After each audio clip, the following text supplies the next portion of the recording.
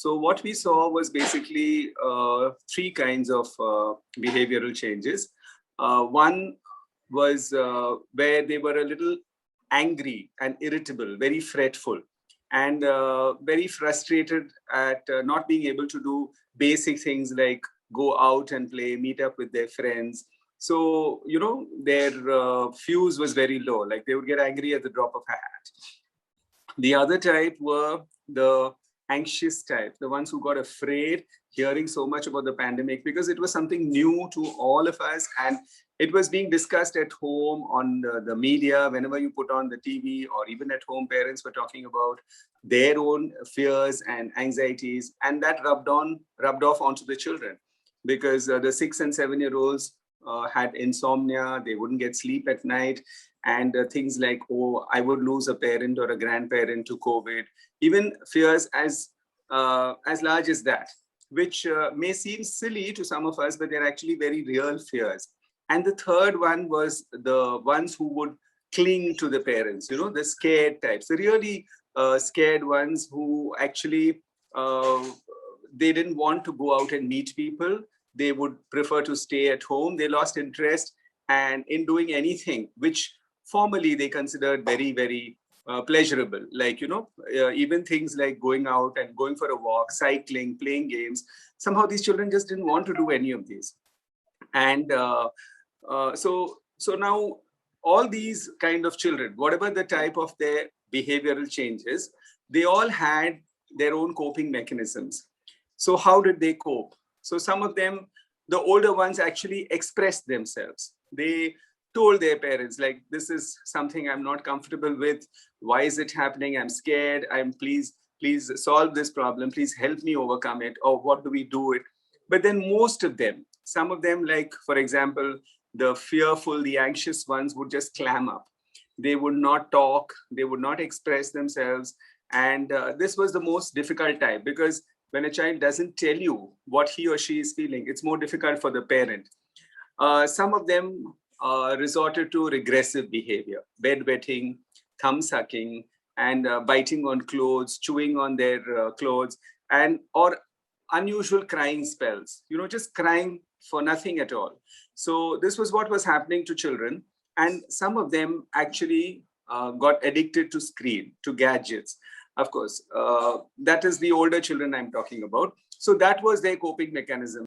By and large, I think, yes, children are now getting used to a life of, I won't say indiscipline, but, doing things in their own sweet way. Like if school is at 8 o'clock, we'll get up at 7:55. There is no bath to be had, no breakfast to be had, so we don't have to get up and go anywhere. So that has happened. Children have become more laid back, and sometimes to the extent of being lazy, since there's no discipline, we don't want to do the daily tasks, the daily chores, or we keep postponing them all the time. And it has affected their food habits in a big way. Many children, the older ones, have resorted to a lot of junk food, gaining weight, whereas the smaller ones, the anxious ones, don't want to eat. They have lost their appetite because of the fear, because of the pandemic. These are maybe short-term effects. In the long term, remains to be seen. We'll know 2-3 years down the line. Yeah, so the main role is of the parents, because that's the first contact point, and children are seeing more of them, spending more time with them. So it's not just enough being around. You need to be there for your child.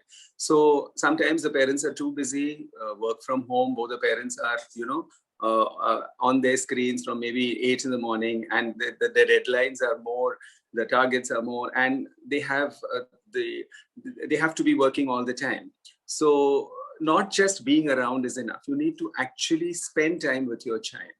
And when I say quality time, I mean play games with them, listen to them. The most important thing is first listen. If you allow a child to talk, she will talk forever, and she will confide in the mother or the father and tell them everything, all her fears, all her anxieties. Never criticize, even when they're saying something, doing something wrong. Correct them in a very nice way, and encourage them to do their activities. And a lot of children actually do very well with encouraging parents.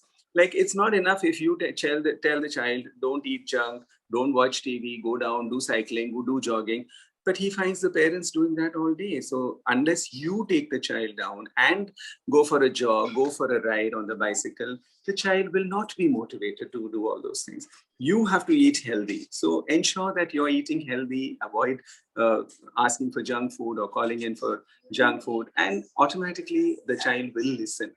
Uh, Show a lot of affection, physically hold the child, cuddle the child. A child, I mean, who doesn't like a hug? Even at this age, we all love to be hugged, don't we? So both emotionally, physically, be there for them all the time, solve their problems. This will help them in a big way, especially the older children, the teenagers. The best thing for the parents to do is draw up a schedule, a timetable for each person of the family for a week or even for a day. Stick to that, but don't be rigid about it. Families coped much better if they involved children in doing small tasks, and children love doing those tasks for their children, for their parents, and play board games together. Talk about positive things. Even though the whole world around you is in the midst of a pandemic, and there are so many bad things happening, so many sad stories all over. Within the four confines of your house, you can be positive.